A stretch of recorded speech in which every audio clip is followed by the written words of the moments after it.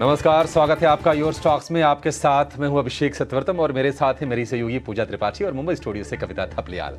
बाजार में लगातार तीसरे सत्र में गिरावट, कमजोर नतीजे और कमजोर ग्लोबल संकेत, ये दोनों बाजार पर हावी हो रहे हैं।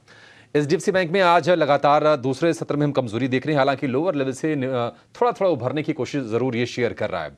कल 8% की भारी गिरावट, एडीआर में जिस तरह से हमने कल 9% का क्रैक देखा तो आशंका थी कि शायद आज थोड़ा सा दर्द बढ़ेगा निवेशकों का, लेकिन अब थमता हुआ थोड़ा सा दिखाई दे रहा है। लेकिन कुछ और शेयर हैं जो बाजार के दर्द को बढ़ा रहे हैं।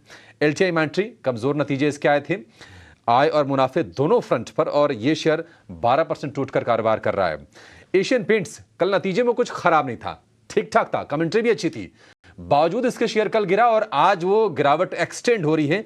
3% की नरमी आज भी हम देख रहे हैं एशियन पेंट्स के शेयर में। कुछ डिफेंसिव काउंटर्स हम कह सकते हैं। सन फार्मा एक टैरो वाली खबर है उनके लिए, 1% की तेजी के साथ ही निफ्टी का टॉप गेनर है। इसके अलावा आईसीआईसीआई बैंक थोड़ा सपोर्ट देने का काम कर रहा है, एक्सिस बैंक से थोड़ा सा सपोर्ट है, कोटक बैंक में भी आज तेजी है। और इसके चलते हम देख रहे हैं कि निफ्टी बैंक में निफ्टी के मुकाबले गिरावट आज थोड़ी सी कम है, हालांकि अभी भी आधा % की नरमी है। 250 अंक नीचे निफ्टी बैंक 45,800 के आसपास कारोबार कर रहा है। 45,600 के आसपास के लेवल देखिए, रिकवरी वहां से निफ्टी बैंक में इंट्राडे में आ रही है। उम्मीद करके चलेंगे ये रिकवरी थोड़ी सी सस्टेन अगर कर जाती है तो बाजार को भी यहां से मदद मिलेगी। लेकिन अगर हम वायदा के शेयरों पर नजर डालें तो ओरेकल फाइनेंशियल के अच्छे नतीजे, शेयर 18% ऊपर। आईएक्स कपलिंग वाली चिंता है, मार्केट शेयर कहीं ना कहीं कंपनी लूज करेगी अगर ये हो जाता है, तो प्रावधानों पर विचार जारी है। एक तरह से मोनोपोली बिजनेस है। अगर हम पूरे पावर एक्सचेंजेस का ट्रेडिंग वॉल्यूम की बात करें तो 90% के आसपास आईएक्स के जरिए आता है, तो कहीं ना कहीं ये चिंता खा रही है निवेशकों को और लगातार दूसरे सत्र में ये शेयर टूट रहा है। तो ये कुछ वो शेयर्स या फिर इंडेक्स जहां पर आज मूव ज्यादा है। लेकिन अब बाजार की बात की आगे बढ़ेंगे और योर स्टॉक्स में आपको सवाल अगर पूछने तो आप अपना सवाल हमसे पूछ सकते हैं। सवाल पूछने का तरीका है बेहद सिंपल। आपके स्क्रीन के ऊपरी हिस्से पर हमारा नंबर लगातार फ्लैश हो रहा है और आप सोशल मीडिया के जरिए भी अपने सवालों को हम तक पहुंचा सकते हैं और हम कोशिश करते हैं कि आपके सभी सवालों को शो में जरूर शामिल करें।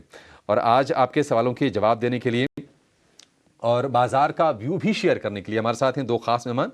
प्रॉफिट मार्ट सिक्योरिटीज के अविनाश गोरक्षकर हैं और लक्ष्मी श्री इन्वेस्टमेंट के अंशुल जैन हैं। अंशुल जी और अविनाश जी, आप दोनों का बहुत शुक्रिया, स्वागत है टीनो स्वदेश पर। अविनाश जी, थोड़ा सा ना घबराहट का माहौल है और चिंताएं कई सारी हैं। एक तो यूएस मार्केट भी प्रेशर में है, दूसरा कहीं ना कहीं ब्याज दरें घटने की जो उम्मीद थी अमेरिका में वो शायद थोड़ी सी डिले होती दिख रही है। और इस बीच यहाँ नतीजे भी थोड़ा सा हम देख रहे हैं कि एचडीएफसी बैंक जो कि वेटेज के लिहाज काफी बड़ा है, कमजोर आए। तो बाजार में आपको लगता है कि ये एक टेम्पररी प्रॉब्लम है या फिर आपको लगता है कि थोड़ी सी करेक्शन अभी और खींच सकती है, और ऐसे में निवेशकों को आप किस तरह से गाइड करेंगे? गुड मॉर्निंग अभिषेक। देखिए, मुझे लग रहा है कि कल का जो फॉल एचडीएफसी बैंक में था वो क्लियरली एक अनएक्सपेक्टेड मूव था। किसी को अंदाजा नहीं था कि इतनी तेज गिरावट एचडीएफसी बैंक में आएगी। लेकिन मुझे लगता है कि मार्केट्स को थोड़ी चिंता डिपॉजिट ग्रोथ के ऊपर है, क्योंकि डिपॉजिट्स अगर महंगे होते हैं तो ऑब्वियसली इनका कॉस्ट टू इनकम बढ़ेगा, इनके निम्स में थोड़ा प्रेशर आ सकता है। बट मुझे लग रहा है कि देखिए, कल के मुकाबले में आज एचडीएफसी बैंक का शेयर थोड़ा सा स्टेबल है। जो चिंता है वो बेसिकली स्मॉल कैप और मिड कैप इंडेक्स में। स्मॉल कैप इंडेक्स आज काफी बुरी तरह से नीचे है। यहाँ पे एक काफी बड़ा प्रॉफिट बुकिंग का ट्रेंड देखने को मिला है। तो डेफिनेटली देखिए, इस लेवल पे निवेशकों को थोड़ा सा सावधान होना चाहिए। आई थिंक सिलेक्टिवली वो मार्केट में इन्वेस्टेड रह सकते हैं, लेकिन मेरे ख्याल से वैल्यूएशंस बहुत जल्दी बढ़ गए थे। तो ऑब्वियसली एक हेल्दी प्रॉफिट करेक्शन या मार्केट करेक्शन जो आया है वो एक अच्छा मौका दे सकती है मार्केट को वापस नेक्स्ट री रेटिंग के मूव के लिए। तो निवेशकों को कोई डरने वाली बात नहीं है, क्योंकि अभी भी इंडिया एक काफी स्ट्रांग मार्केट है। एफआईएस के फ्लो के पॉइंट ऑफ व्यू से एसआईपी का इनफ्लो भी काफी मजबूत है। 17,000 करोड़ के ऊपर हर महीने एसआईपी में पैसा आता है। तो मेरे ख्याल से जो गिने चुने सिलेक्टेड सेक्टर्स है, जैसे कि ऑटो हो गया, ऑटो कंपोनेंट्स है, कैपिटल गुड्स है, इंफ्रा है, रियल एस्टेट है, सीमेंट है, यहाँ पे मुझे लगता है कि मौके इन्वेस्टर्स को ढूंढने चाहिए और all across the board selling करने की कोई जरूरत नहीं है। बट हाँ, थोड़ा सा अर्निंग सीजन भी शुरू है, तो इस पॉइंट ऑफ व्यू से थोड़ा सा सिलेक्टिव हो जाइए। लेकिन डेफिनेटली मार्केट्स में लॉन्ग टर्म ट्रेंड अप है, शॉर्ट टर्म में ये वॉलेटिलिटी चलती रहेगी, तो इससे निवेशकों को बिल्कुल घबराना नहीं है। हाँ, लेकिन अपने पोर्टफोलियो में वैल्यूएशंस को लेकर डेफिनेटली सावधान रहे, क्योंकि बहुत छोटे समय में वैल्यूएशंस महंगे हो गए थे। तो ये करेक्शन जो है वो मैं समझता हूँ एक हेल्दी करेक्शन है। इसमें थोड़ा-सा टाइम अंडर परफॉर्मेंस रहेगा, लेकिन यही समय है जब अच्छी कंपनी आपको सस्ते में अगर मिलती है, तो आपको पोर्टफोलियो में इंक्लूड करना चाहिए। ठीक है, तो हेल्दी करेक्शन है, इस करेक्शन से घबराने की ज़रूरत नहीं है। आप बाज़ार में अच्छी वैल्यूएशन कंपनियों के साथ बने रह सकते हैं। और देखिए बाज़ार में रिकवरी भी आई, अपने इंपॉर्टेंट सपोर्ट लेवल्स को टेस्ट करके निफ्टी में भी रिकवरी आई है, बैंक निफ्टी भी हल्का ऊपर आया है। लेकिन इस बीच नतीजों पर भी फोकस बना हुआ है और उसका हम असर भी देख रहे हैं स्टॉक्स पर। और अब बात करते हैं आईआईएफएल फाइनेंस के नतीजों की। तीसरी तिमाही के नतीजे काफ़ी अच्छे रहे। एनआईआई में लगभग 39% की बढ़ोतरी रही, मुनाफा भी 30% बढ़ा, साथ ही कंपनी के एनपीए में भी सुधार देखने को मिला। यही रीजन है कि आज के कमजोर बाजार में भी करीब 1% से ज्यादा की तेजी है आईआईएफएल फाइनेंस के स्टॉक में। नतीजों पर बात करने के लिए और ग्रोथ आउटलुक पर चर्चा करने के लिए हमारे साथ कंपनी के ग्रुप सीएफओ कपीश जैन जी मौजूद हैं। कपीश जी, थैंक यू सो मच जीना स्वदेश को समय देने के लिए। तो काफी शानदार ग्रोथ रही। लोन में हमने देखा कि 25% की ग्रोथ रेट इस बार देखी गई है और आपने जो गाइडेंस दी थी उसको आपने समय से पहले ही अचीव कर लिया। अब आगे के लिए क्या ज़रूरत लग रही है आपको अपने गाइडेंस रिविजिट करने के लिए, उसमें थोड़ा और रिवीजन करने के लिए? चौथी तिमाही तक आप किस तरह की लोन ग्रोथ देख रहे हैं?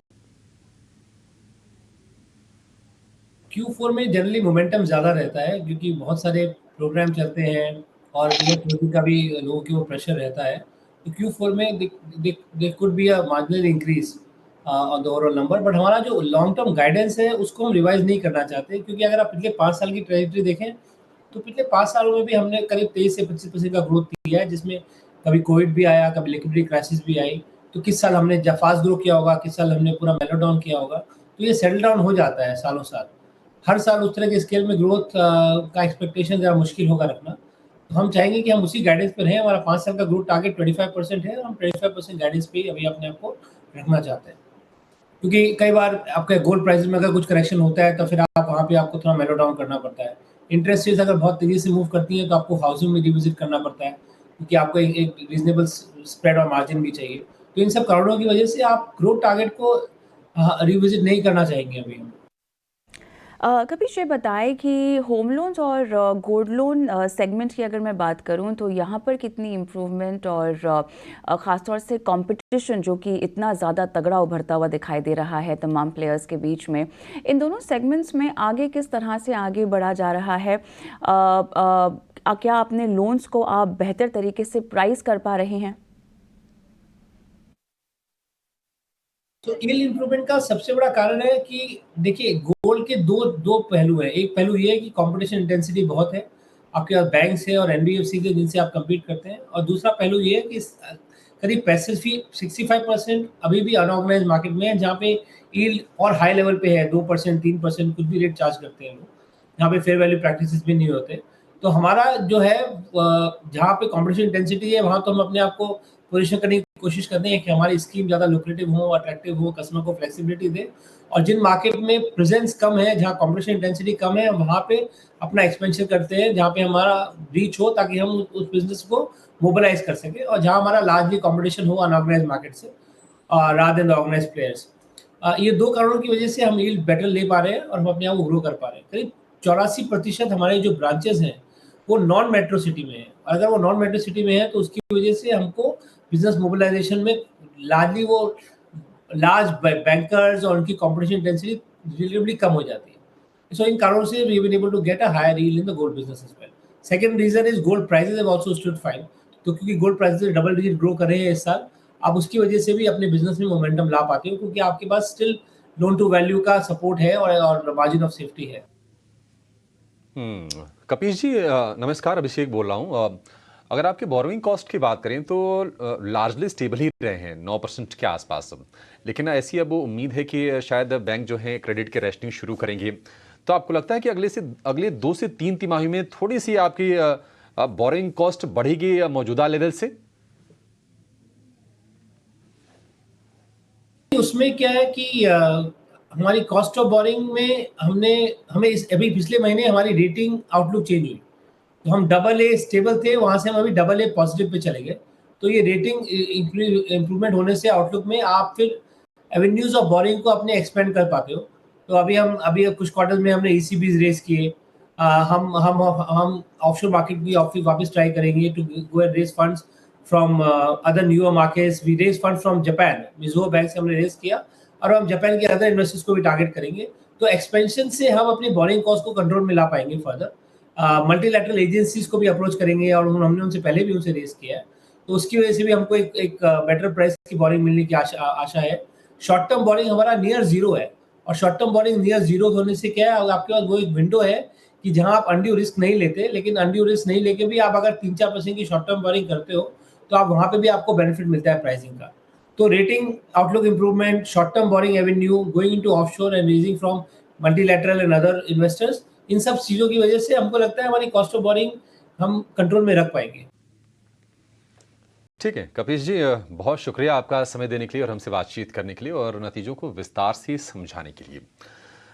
IIFL फाइनेंस, अंशुल आपसे एक व्यू चाहेंगे। IIFL फाइनेंस हमने देखा है कि ये अगर हम जो महीना चल रहा अभी जनवरी का, परफॉर्मेंस ठीक ठाक है, साल की शुरुआत ठीक से की है। हालांकि हमने 2-3 दफ़ा ऐसा देखा कि 600-650 के रेंज में जाकर ये शेयर फंसता है, वहाँ से थोड़ा सा रिवर्स होता है। अभी आपको चाल कैसी दिख रही है, और ये जो मोमेंटम थोड़ा सा बना हुआ है शेयर में, नतीजे ठीक ठाक आए हैं, आपको लगता है कि एक्सटेंड होगी तेजी अभी यहाँ से? नमस्कार अभिषेक जी। नमस्कार आपके सभी दर्शकों को। देखिए IIFL में एक रिजेक्शन कैंडल की फॉर्मेशन हुई थी 16 अक्टूबर के वीकली चार्ट पे, और जो रिजेक्शन लेवल्स आए थे वो आए थे 642 से लेके 703, यानी ये 703 से एक शार्प फॉल दिया था 643 तक। इसको एब्जॉर्ब कर रहा है पिछले 14-15 हफ्तों से, और अभी ऐसा लग रहा है कि और 8 से 10 हफ्ते इस स्टॉक को लग जाएगा इसको एब्जॉर्ब करने में। बाइंग अगर करनी है आप थोड़ा सा समय दे सकते हैं, तो करंट मार्केट प्राइस से बाई कर सकते हैं। लेकिन अगर मोमेंटम प्ले करना है कि 20-30-40% फटाफट मूव मिले, तो 703 के ब्रेकआउट का वेट करना चाहिए, क्योंकि वो ब्रेकआउट जब भी आएगा स्टॉक में बहुत बड़ी तेजी बनेगी। एक वीकली फॉल इसमें थी 18 दिसंबर को, 4x of weekly average volume, उसके हाई के ऊपर जो है सारे वीक प्लेयर्स निकल जाएंगे और स्ट्रॉन्ग हैंड्स अंदर होंगे। तो थोड़ा सा वेट करना चाहिए, 703 के ऊपर बड़ा मोमेंटम मिलेगा। अगर समय दे सकते हैं, पेशेंस है, तो करंट मार्केट प्राइस से बहुत अच्छा है। आपको अपफ्रंट 50 रुपए की मूव पहले ही मिल जाएगी, और 703 के ब्रेकआउट के बाद 800-850 तक की मूव मिलेगी। ठीक है, तो ये है सलाह IIFL फाइनेंस पर। चलिए आगे बढ़ते हैं और रुक करते हैं हमारे अगले सेगमेंट का, ऑप्शन के चैंपियंस।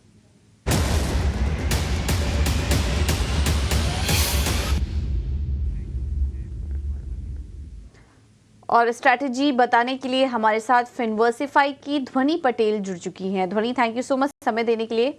बताइए आज क्या स्ट्रैटेजी होगी आपकी तरफ से? मॉर्निंग, आज की हमारी ऑप्शन की स्ट्रैटेजी जो रहेगी वो इंडस बैंक पे रहेगी। कल हमने कोटक बैंक का यहाँ पे पुट ऑप्शन रिकमेंड करा था, जिसमें ऑलरेडी यहाँ पे टारगेट्स अचीव हो चुके हैं। ऑलमोस्ट 50% के गेन्स यहाँ पे प्रॉफिट बुकिंग में हमने देखे हैं। आज इंडस बैंक में वही सेम बेयरिश साइड की स्ट्रैटेजी रहेगी। आपको पुट ऑप्शन खरीद के चलना है। ओवरऑल यहाँ पे जो बैंकिंग क्षेत्र है उसके अंदर हम कॉन्स्टेंटली प्रॉफिट टेकिंग देखने को मिल रही है।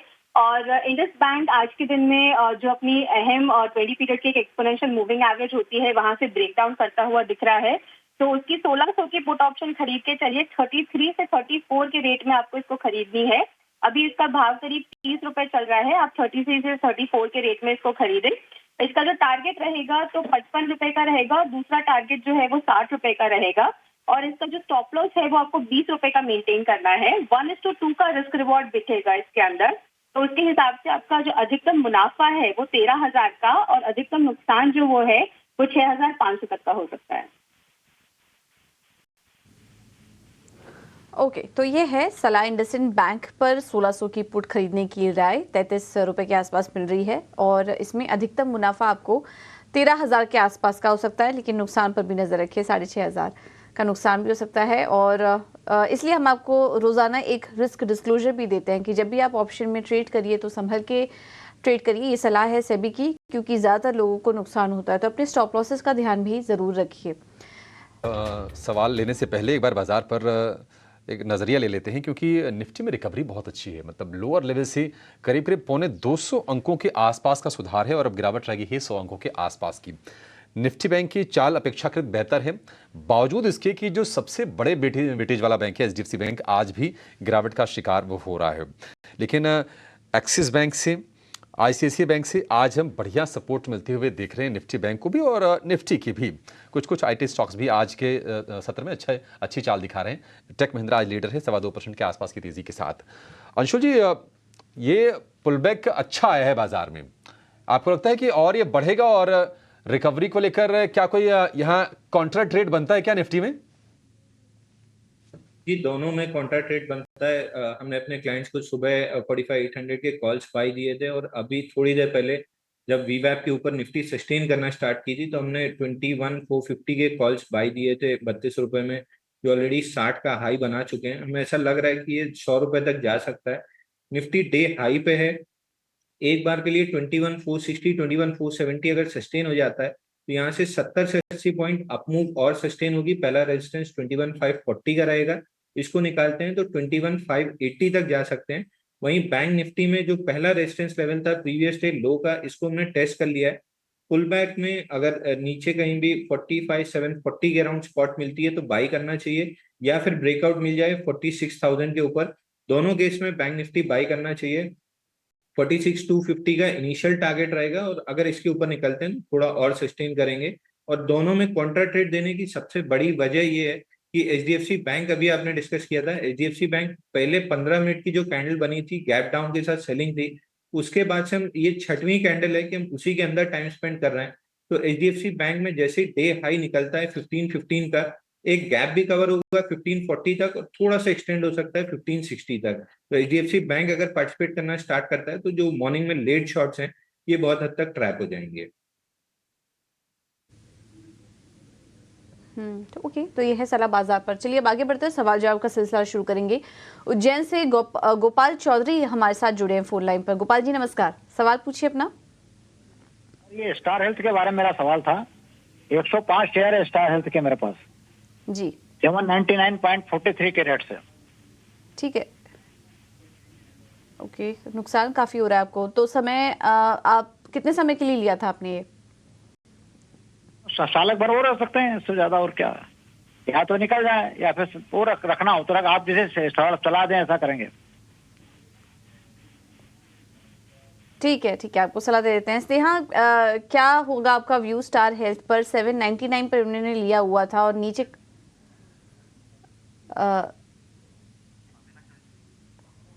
ओके, तो अंशुल के पास चलते हैं। अंशुल, क्या सलाह होगी आपकी स्टार हेल्थ पर? 799 पर इन्होंने लिया हुआ था और वहां से ये स्टॉक नीचे आ चुका है। कुछ उम्मीद हो रिकवरी की या फिर इनके लेवल्स अगर जल्दी दिखे तो फिर ये होल्ड भी कर सकते हैं, वरना निकलने के लिए भी तैयार हैं। क्या व्यू बन रहा है आपका स्टार हेल्थ पर? देखिए, स्टार हेल्थ में वीकली चार्ट पे ट्रायंगल की फॉर्मेशन है और राइजिंग ट्रेंड लाइन 520 के अराउंड थी वीकली पे, वहीं से बाउंस बैक किया है स्टॉक। ऊपर में 600-620 पे ट्रायंगल का अपर एंड है जो टारगेट भी बनेगा। ट्रायंगल ब्रेकआउट अगर मिलता है तो इनके लेवल्स मिल सकते हैं। वैसे मैं इनको रिकमेंड करूंगा कि स्टार हेल्थ में मोमेंटम बहुत कम है और सेलिंग में वॉल्यूम ज्यादा रहा है, तो स्टार हेल्थ से एक बार एग्जिट करके अगर चाहें तो एनआईआईटी में इन्वेस्ट कर सकते हैं। 15-16 हफ्ते हो गए इनसाइड बार की और आज के सेशन में ओपन लो के साथ ब्रेकआउट दे रहा है। एक बार 124-25 पे हल्का सा रेजिस्टेंस है, निकलता है तो 150 तक जा सकता है। इनका लॉस बहुत जल्दी से रिकवर एनआईआईटी में हो जाएगा। सलाह, आप चाहें तो निकल जाएं। एनआईटी में अगर आप निवेश करते हैं, स्टॉक प्राइस भी कम है, 124 के आसपास का है, तो अगर यहाँ निवेश करते हैं तो आपको जल्दी फायदा होगा। दिलीप हमारे साथ जुड़ गए हैं। दिलीप नमस्कार, पूछिए क्या जानना है आपको? के बारे में बात करें, मुझे कैंपस के 100 शेयर है जो दिलीप, आवाज आ रही है आपको हमारी? हाँ जी, आ रही है सर जी। ठीक है, कैंपस के 100 शेयर 320 रुपए के भाव पर। 100 शेयर है 320 रुपए के भाव से। हेलो जी, दिलीप हमने सुन लिया आपका सवाल। 320 रुपए के भाव पर 100 शेयर हैं, अभी भाव चल रहा है 280 रुपए के आसपास का। कैंपस ने पिछले एक साल में अविनाश जी निराश किया निवेशकों को, और जो पिछले तिमाही जो नतीजे आए थे वो थोड़े से कमजोर ही आए थे। क्या राय होगी आपकी? क्या आपको लगता है कि इस फॉल के बावजूद भी कैंपस अभी वैल्यूएशन के हिसाब से उतना आकर्षक नहीं है और थोड़ा सा समय लगेगा इसको अभी चलने में? देखिए मुझे लग रहा है कि अगर नजरिया 12 से 15 महीने का है तो मुझे लगता है कि इनको डेफिनेटली बेचना नहीं चाहिए, क्योंकि नंबर्स मेरे ख्याल से आने वाले एक दो क्वार्टर्स के बाद अच्छे आने की उम्मीद है, क्योंकि देखिए ये ओनली कंपनी इंडिया में है जो स्पोर्ट्स शूज के वर्टिकल में काम करती है और इनका ज्योग्राफिकल नेटवर्क पैन इंडिया है, काफी अच्छा प्रोडक्ट बेस भी है। तो मार्जिन्स में डेफिनेटली थोड़ा सा दबाव देखने को मिला था, लेकिन अगर थोड़ा-सा ये टाइम फ्रेम लंबा करके साल, डेढ़ साल होल्ड करने की कैपेसिटी रखते हैं, तो मेरे ख्याल से यहाँ पे होल्ड करें। मुझे लगता है कि अगले साल अच्छा रहेगा, तो डेफिनिटली इनकी कॉस्ट प्राइस और अच्छा मुनाफ़ा इनको मिलेगा। तो होल्ड करने की राय, लॉस में पोज़ीशन बुक ना करें, यही मैं कहूँगा। रुकने की सलाह आपको कैंपस एक्टिव में दी जा रही है। आगे बढ़ते हैं और गुजरात से गौतम मेरे साथ फ़ोन लाइन पर है। इनका सवाल विप्रो पे है। नमस्कार गौतम, बताइए विप्रो आपने कितने नमस्कार मैम, मैं गौतम गुजरात से। मैंने 365 पे विप्रो पर खरीदा था, 200 क्वांटिटी। ठीक है सर, मुझे ये बताइए मुनाफे पर तो आप बैठे हुए हैं फिलहाल, और कितना रुकना चाहते हैं? मैं ऐसे तो मतलब मार्केट गिर रहा है तो मैम सोच रहा हूँ कि कुछ प्रॉब्लम नहीं है ना, मैं तो अभी 5 साल तक और वेट कर सकता हूँ। 5 साल तक और वेट कर सकते हैं। अविनाश आप ही के पास आऊँगी। 5 साल तक रुक सकते हैं, लेकिन इनकी जो बाइंग प्राइस है उसके मुकाबले अभी भी ये मुनाफे पर बैठे हुए हैं। Long term view? मेरे ख्याल से देखिए विप्रो में जिस प्रकार की एंट्री प्राइस इनकी है, इनकी मार्जिन ऑफ सेफ्टी काफी स्ट्रांग है। मैं इनको यही कहूंगा कि आईटी शेयर्स में स्पेसिफिकली अगर विप्रो की बात करें तो अगले 2 क्वार्टर्स काफी चैलेंजिंग रहेंगे, तो स्टॉक ज्यादातर रेंज बाउंड रहेगा, कोई ज्यादा बड़ा रीरेटिंग आने की उम्मीद मत रखिए। तो अगर नजरिया कम से कम साल, डेढ़ साल का है, तो होपफुली फिर आईटी सेक्टर में विप्रो भी चलेगा। इनकी भी जो वर्टिकल स्ट्रेंथ टेलीकॉम है, वहां पे भी काफी अच्छे टेलविंड्स अभी प्रेजेंट है 5G के पॉइंट ऑफ व्यू से। तो नजरिया डेढ़ साल का रखिए और कंटिन्यू टू होल्ड। अगर पैसों की जरूरत नहीं है तो इनको घबराने की कोई बात नहीं है। डेफिनेटली ये होल्ड करके अच्छा पैसा बना सकते हैं, लेकिन लॉन्गर टर्म में, शॉर्ट टर्म में कोई बड़ी अपसाइड नहीं आई। चलिए, तो बाइंग प्राइस आपकी बेसिकली बहुत उम्दा है, जिसकी वजह से मार्जिन ऑफ सेफ्टी जो समझाया अविनाश ने आपको अच्छा मिल रहा है, तो लंबा नज़रिया ही रखें। हालांकि शॉर्ट टर्म में यहाँ पर फ़िलहाल कोई ख़ास मूवमेंट नहीं है, लेकिन आप तो मुनाफे पर बैठे हुए हैं। लंबा नज़रिया आपका अच्छा है। झारखंड से अरविंद कुमार साहब फ़ोन लाइन पर हैं। नमस्कार। नमस्कार मैम। बताइए सर। मैम मैं टाटा स्टील का शेयर 138 रुपया 25 पैसा पे लिया हुआ हूँ, 16,000 क्वांटिटी। ठीक है। ठीक है। तो मतलब हमको 200 रुपया के लिए कितना टाइम तक ये रखना होगा मैम? चलिए, अंशुल, टाटा स्टील हमने 16,000 शेयर लिया हुआ है। जी 138 रुपया 25 पैसा पे। सवाल समझ में आ गया है मुझे। अंशुल क्या मेरे साथ हैं? देखिए टाटा स्टील में अगर वीकली चार्ट पे जाएं तो जुलाई 2021 से एक बेस बना रहा है, जिसको हम वीसीपी पैटर्न कहते हैं। इसका ब्रेकआउट 140 142 के ऊपर बनेगा। और मैं डिस्क्लोजर दे दूं, लॉन्ग टर्म पोर्टफोलियो जो मेरा और मेरी फैमिली का है, उसमें टाटा स्टील बड़ी क्वांटिटी में, मतलब एक बड़े वेटेज में हमारे पास है। 140 निकलने के बाद स्टॉक में बड़ी तेजी बनेगी। जो 200 रुपए की बात कर रहे हैं वही हमारा टारगेट भी रहेगा। 140 निकलने के बाद लगभग 12 से 13 हफ्ते ऐसे लगने चाहिए, जिसमें स्टॉक 200 का टारगेट कंप्लीट कर लेगा। तो पेशेंस के साथ स्टॉक को होल्ड करना चाहिए। चाहे तो 142 के ब्रेकआउट पे और ऐड भी कर सकते हैं। 200 रुपए का टारगेट इनको आराम से मिल जाएगा। ठीक है, होल्ड करने की सलाह है 200 रुपए के अग्रेसिव टारगेट के लिए अंशुल की तरफ से। आगे बढ़ेंगे, अगले दर्शक का सवाल लेंगे और ये आया है सोशल मीडिया के जरिए मजीद अंसारी का। इनके पास है IREDA के शेयर 12,833 शेयर हैं, मतलब भारी भरकम क्वांटिटी में इन्होंने शेयर खरीदे हैं 105 रुपए के भाव पर। अच्छा खासा प्रॉफिट इनको हो रहा है, करीब करीब 2.25 लाख रुपए के आसपास का इनकी होल्डिंग पर। और आज हम देख रहे हैं कि जहां तक गिरा शेयर, वहां से थोड़ी थोड़ी रिकवरी कोशिश कर रहा है। मौके भी मिले हैं, रिटर्न मौके मिले हैं। अविनाश जी, IREDA फंडामेंटल को लेकर कोई दिक्कत नहीं है, बिजनेस की विजिबिलिटी है, होल्ड करें, निवेशित रहें इसमें? अभिषेक देखिए, मैं तो कहूंगा कि अगर इनका नजरिया साल, डेढ़ साल है तो जो रिन्यूएबल स्पेस है वहां पे ये काफी वेल एस्टेब्लिश प्लेयर है। प्लस अभी रिसेंटली राइट्स के साथ इन्होंने एक जॉइंट वेंचर किया है। तो मुझे लग रहा है कि देखिए अपॉर्चुनिटी ग्रोथ के लिए बहुत बढ़िया है। अगर नजरिया 12 से 18 महीने का है तो यहाँ से भी बहुत अच्छा रिस्क रिवॉर्ड मिल सकता है। मेरे ख्याल से 165 170 का भी प्राइस टारगेट अगले साल 1.5 साल में पॉसिबल है। बट यहाँ पे मैं यही कहूंगा कि थोड़ा सा स्टॉक कंसोलिडेट हो रहा है, नंबर जैसे आएंगे मैनेजमेंट की कमेंट्री हमको सुनने को मिलेगी और उसके हिसाब से स्टॉक में आगे आपको री-रेटिंग देखने को मिलेगी। बट डेफिनेटली इसमें कोई डाउट नहीं कि अच्छा पैसा even from the current levels is possible, तो यहाँ पे होल्ड करने की राय। चलिए, होल्ड करने की सलाह आपको दी जा रही है रेटा में। जेके जैन साहब दिल्ली से हमारे साथ फोन लाइन पर हैं। नमस्कार। हाँ नमस्कार मैडम, अविनाश साहब को भी नमस्कार। पूछिए जैन साहब, क्या सवाल है? हाँ मैडम, मेरे पास 4 शेयर हैं बजाज ऑटो के और 7,300 के भाव पर हैं और मेरे पास 30 शेयर है आइनॉक्स इंडिया के, ये 930 के भाव पे हैं। तो मैं लॉन्ग टर्म इन्वेस्टर हूँ। एक तो जानना चाहता हूँ क्योंकि थोड़ा डर लग रहा है, मार्केट गिर रही है और वैसे मैं मिस्टर अविनाश गोरखकर का बहुत बड़ा मतलब बहुत फॉलो करता हूँ। इन्होंने एक बार मुझे हीरो मोटो पे होल्ड करने की सलाह दी थी और बिल्कुल सही निकली वो सलाह और मेरा लॉस रिकवर हो गया था। तो मैं ये जानना चाहता हूँ 2 शेयर में, बजाज ऑटो में और आइनॉक्स में क्या करूँ, नंबर 1। और सेकेंडली, अब ये जैसे मार्केट गिर रही है तो लॉन्ग टर्म के लिए क्या हमें बजाज फाइनेंस, HDFC बैंक और मारुति क्या इसमें परचेज कर सकते हैं? नमस्कार गोरखकर साहब। आइनॉक्स इंडिया की आप 930 की बात कर रहे हैं? हाँ जी 30 शेयर 30 शेयर। ओके, तो चलिए अविनाश जी, मेरे ख्याल से आप ही की तरफ इनके सवाल जाएंगे और बहुत अच्छे सवाल है। खासतौर से बाज़ार की चाल को देखते हुए तमाम निवेशकों में, भले ही शॉर्ट टर्म हो या लॉन्ग टर्म हो, सभी को बहुत सारे सवाल जहन में आ रहे होंगे, डर भी लग रहा होगा।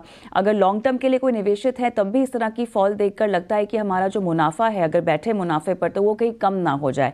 तो इस लिहाज से आप जैन साहब को सबसे पहली सलाह क्या देना चाहेंगे? मुझे लग रहा है कि देखिए, अगर आप लॉन्ग टर्म निवेशक है तो आपको बिल्कुल घबराने की जरूरत नहीं है, क्योंकि इंडिया एक ऐसा मार्केट है जो अभी ग्रोथ मार्केट माना जाता है। हमारे मैक्रोज जो है वो ग्लोबली अभी काफी वेल एस्टेब्लिश्ड है। इंडिया में काफी पैसा फॉरेन इन्वेस्टर्स भी डाल रहे हैं, डोमेस्टिक SIP मनी पैसा भी हर महीना काफी बड़ी मात्रा में आ रहा है। तो आपका नजरिया अगर कम से कम 2-3 साल का है तो डेफिनेटली मैं समझता हूँ कि प्राइवेट सेक्टर बैंक्स जैसे ICICI बैंक है, एक्सिस बैंक है, HDFC बैंक है, यहाँ पे डेफिनेटली आप निवेशित रह सकते हैं। रही बात मारुति की, तो मैं समझता हूँ कि मारुति का थोड़ा सा महंगा शेयर है। आई थिंक अगर थोड़ा सा करेक्शन आपको मिलता है तो अच्छे एंट्री पॉइंट के लिए वेट करिए। लेकिन टाटा मोटर्स एक अच्छा विकल्प है, अगर आप चाहे तो टाटा मोटर्स में पैसा डाल सकते हैं। बट ओवरऑल मुझे लग रहा है कि आपको ऐसे short term panic sell off से बिल्कुल घबराना नहीं है। निवेशित रहिए और लॉन्ग टर्म सोचिए, तभी आपको अच्छा रिस्क रिवॉर्ड और वेल्थ क्रिएशन बनेगा। ठीक है, आज ऑटो चलेंगे। एकनाथ धवन हमारे साथ जुड़ गए हैं। अविनाश जी, बजाज ऑटो पर आपने इनको सलाह दी है? अविनाश जी, कविता, कैन यू हियर मी? आवाज आ रही है? अविनाश जी, आवाज आ रही है मुझे आपकी। हाँ, तो बजाज ऑटो के बारे में मैं यही कहना चाहूंगा कि इनके पास जो प्रीवियस इन्वेस्टर थे, इनके पास 4 शेयर थे। अभी बजाज ऑटो ने करीबन 10,000 रुपये में बायबैक अनाउंस किया है। तो मैं समझता हूँ कि देखिए, ऐसे छोटे होल्डिंग पकड़ने का कोई मतलब होता नहीं है। तो अगर हो सके तो ये बायबैक में ऑफर कर सकते हैं। मेरे ख्याल से 10,000 का प्राइस है, तो अगर इनके शेयर एक्सेप्ट होते हैं तो अच्छी खासी कमाई होगी। ओवरऑल मुझे लग रहा है कि यहाँ पे प्रोस्पेक्ट्स तो काफी पॉजिटिव है, लेकिन क्वांटिटी बहुत छोटी है और इस छोटी क्वांटिटी पे अगर ये होल्ड भी करते हैं तो एब्सोल्यूट गेन्स कोई ज्यादा बड़ा होगा नहीं। तो मेरे ख्याल से जो टेंडर बेस्ड जो बायबैक कंपनी कर रही है 10,000 रुपए में, इनको इसमें ऑफर करना चाहिए। इसमें अच्छा रिस्क रिवॉर्ड इनका बन सकता है। इनकी 930 की खरीद है।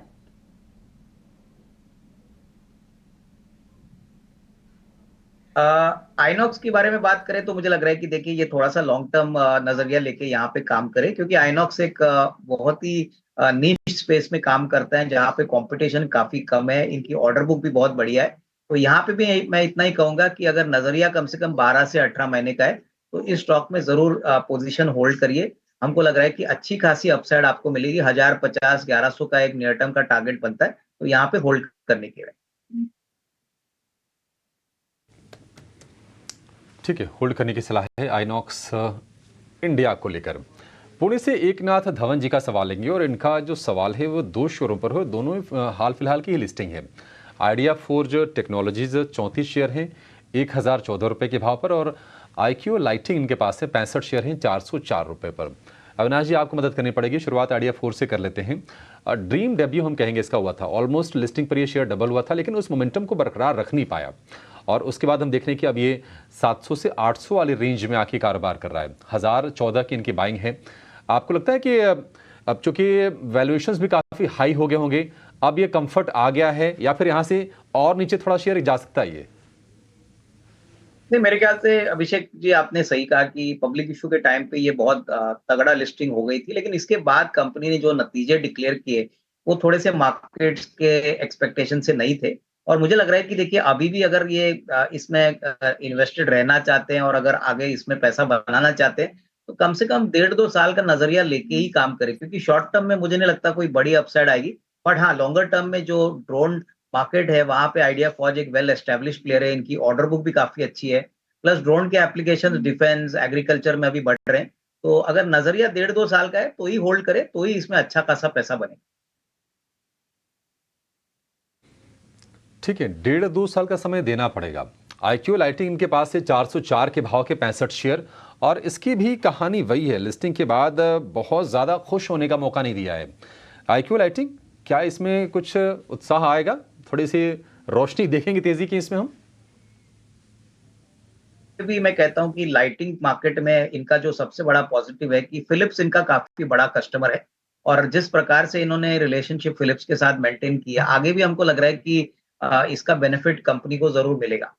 मेरा मानना है कि अगर ये नजरिया वापस 12 से 18 महीने का रखते हैं तो थोड़ा सा ये एवरेज भी कर सकते हैं। कंपनी अच्छी है, कंपनी का बिजनेस भी काफी अच्छा है और यहाँ पे ग्रोथ पोटेंशियल काफी अच्छा रहेगा, तो थोड़ा सा एवरेज करके यहाँ पे 12 से 18 महीने का व्यू लेके यहाँ पे काम कर सकते हैं। लेकिन टाइम फ्रेम थोड़ा लंबा रखिए, क्योंकि शॉर्ट टर्म में कोई बड़ा ट्रिगर नहीं है। बट एक बात क्लियर है कि इनके क्वालिटी कस्टमर्स है और फिलिप्स इनके लिए काफी बड़ा मार्की कस्टमर है, तो डेफिनेटली इनके लिए ये पॉजिटिव बात है। तो continue to hold, but 12 to 18 months का टाइम फ्रेम रखिए। चलिए, होल्ड करने की सलाह आपको दी जा रही है। आज से अभय कुमार मेरे साथ फोन लाइन पर हैं। अभय, नमस्कार। Yes sir. बताइए अभय, किस टॉप पे सवाल पूछना चाहते हैं? मैम HDFC बैंक में। और आपकी बाइंग प्राइस? 1460 रुपए। 1460 रुपए में। 1460। अच्छा, और लॉन्ग टर्म व्यू रखा है आपने इसमें? हाँ मैम, लॉन्ग टर्म है। लॉन्ग टर्म व्यू है ना? चलिए ठीक है।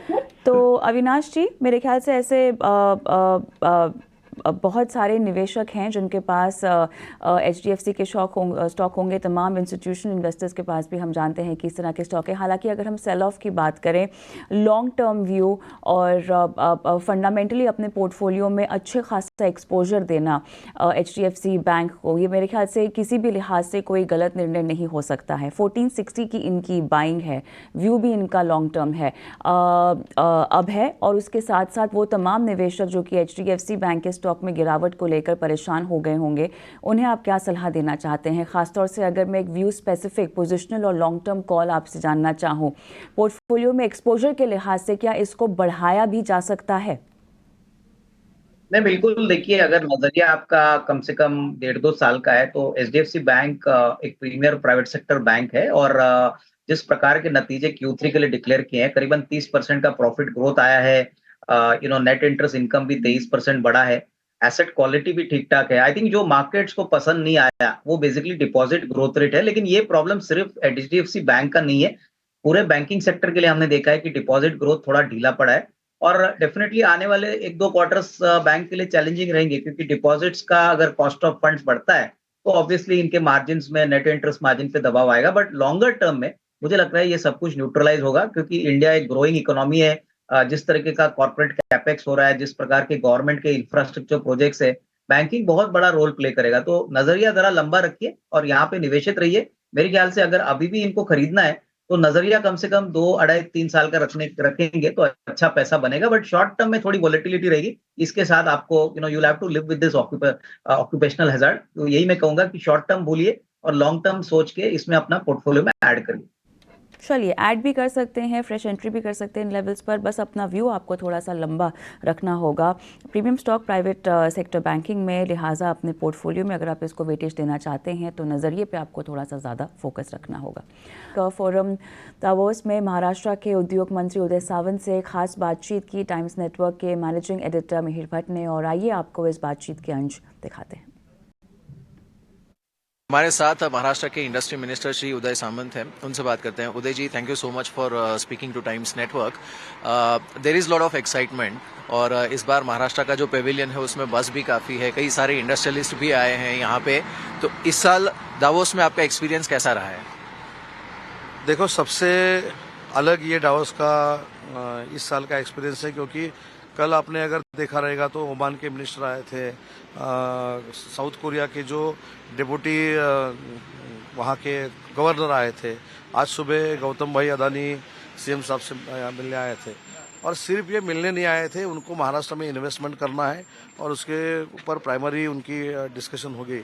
लेकिन ये बरस में एक समाधान ऐसा है कि जो हम एमओयू करने जा रहे हैं वो 100% इम्प्लीमेंट होने वाले एमओयू है, और मेरे ख्याल से वो 3 लाख करोड़ से ज़्यादा हो जाएंगे, ये हमारा दावा है। तो सर, ये जो बार बार इस तरह का सवाल उठ रहा था कि बहुत सारी जो कंपनीज हैं, एमएनसीज हैं, बड़े बड़े इंडियन कॉर्पोरेट्स हैं, वो महाराष्ट्र से बाहर जाके इन्वेस्ट कर रहे हैं, बाकी स्टेट्स में, नेबरिंग स्टेट्स में इन्वेस्ट कर रहे हैं। अगर आप ये कह रहे हैं 3 लाख करोड़ के एमओयूज हो रहे हैं, तो क्या हम ये कह सकते हैं कि ये सिचुएशन आपने अरेस्ट कर ली है? महाराष्ट्र इंडस्ट्री के लिए बहुत बड़ा पोटेंशियल था, है और रहेगा, लेकिन जो पॉलिटिकल क्राइसिस महाराष्ट्र में चल रहे हैं, जिनकी सत्ता गई, उनको अभी दूसरा कोई सब्जेक्ट नहीं है, इसलिए उनको इंडस्ट्री डिपार्टमेंट दिखाई देता है। वेदांता फॉस्कन गया, वो हमारे वजह से नहीं गया, क्योंकि पिछले गवर्नमेंट ने कैबिनेट सब कमेटी नहीं की। एयरबस का एक सादा सिंगल पेपर भी हमारे पास नहीं है। लेकिन मैंने तब भी कहा था, एकनाथ शिंदे साहब के नेतृत्व में, देवेंद्र जी के नेतृत्व में और अजित दादा के नेतृत्व में वेदांता फॉस्कन से लेके 3 टाइम्स आगे जाके हम एमओयू करेंगे और इंडस्ट्री लाएंगे। आज मुझको आनंद है कि हम 3,30,000 करोड़ के एमओयूज कर रहे हैं और वो पूरे इम्प्लीमेंट होंगे। ऐसा नहीं कि 3 साल पहले एक डेलीगेशन यहाँ आया था, जिसके प्रेसिडेंट थे तब के इंडस्ट्रियल मिनिस्टर, उनके साथ टूरिज्म मिनिस्टर थे, उनके साथ एनर्जी मिनिस्टर थे, और उधर 80,000 करोड़ के एमओयूज हो गए थे। उसमें से 50,000 करोड़ का एमओयू एनर्जी का था, लेकिन जिस बंदे ने वो एमओयू किया था वो भी नहीं मिल रहा है और वो एमओयू भी नहीं मिल रहा है। इसलिए ऐसे एमओयू हमारे नहीं है। जो हम एमओयू करने जा रहे हैं उसका 95% इम्प्लीमेंट हम महाराष्ट्र में जाके करेंगे, और आज एक साबित हो गया है कि महाराष्ट्र देश का ग्रोथ इंजन है, और उसकी वजह से ये 3.30 लाख करोड़ के एमओयू हमारे साथ हो रहे हैं। लेकिन सर, एक सवाल मैं आपसे पूछना चाहूंगा। एक हमने देखा है ऑपोजिशन की तरफ से भी, अगर हम देखें, बड़ा सा हिपोक्रेटिक आर्ग्यूमेंट देखने को मिल रहा है। सेंटर में जो सेंटर के नेता हैं ऑपोजिशन के, वो कई कॉरपोरेट हाउसेज हैं जिसको अपोज करते हैं, और उनकी स्टेट गवर्नमेंट्स यहाँ पर उनके साथ एमओयू साइन कर रही हैं, मिसाल के तौर पे अदानी ग्रुप। आप कैसे देखते हैं ये जो पूरी एक विसंवादिता है? ये तो मुझको भी एक सवाल है, महाराष्ट्र की जनता को भी सवाल है।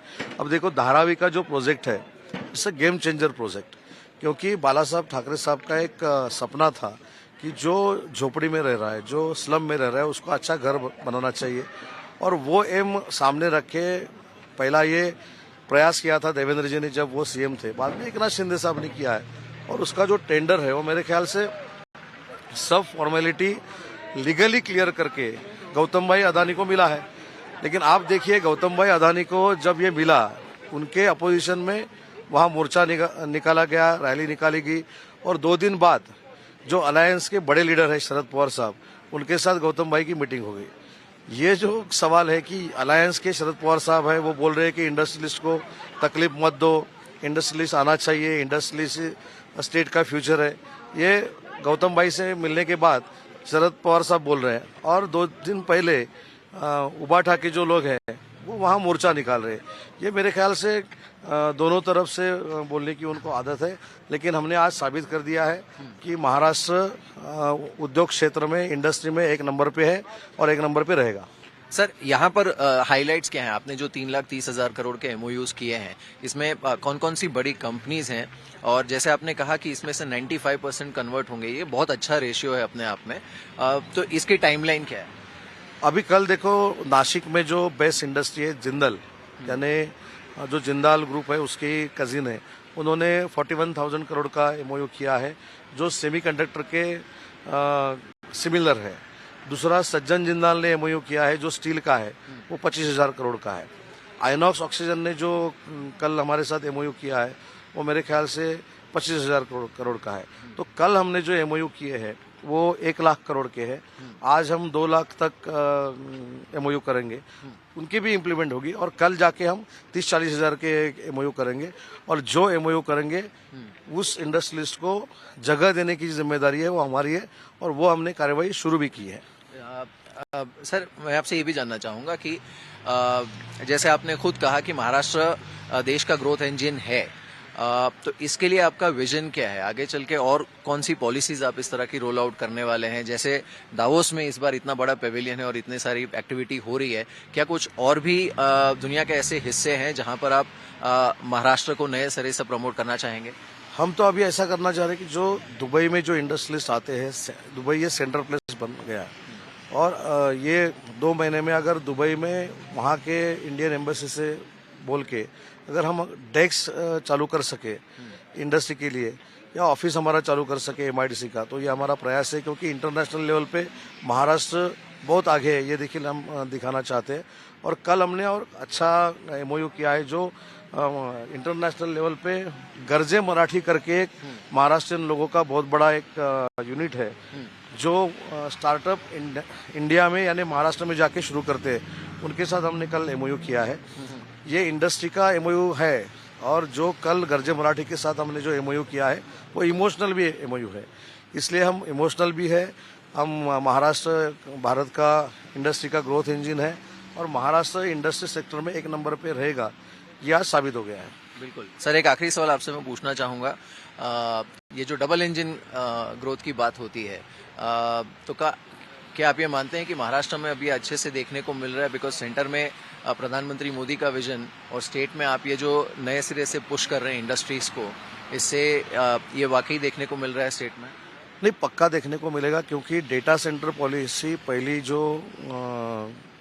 सामने लाई वो नरेंद्र मोदी साहब ने पंतप्रधान करके लाई। अभी महाराष्ट्र डेटा सेंटर का हब बनने जा रहा है। अभी पिछले कई दिन पहले जेम्स एंड ज्वेलरी का इधर गया, सूरत में गया, ऐसा किया वैसा किया। आज देखो, आज उनके साथ 50,000 करोड़ का हम एमओयू कर रहे हैं नवी मुंबई के लिए।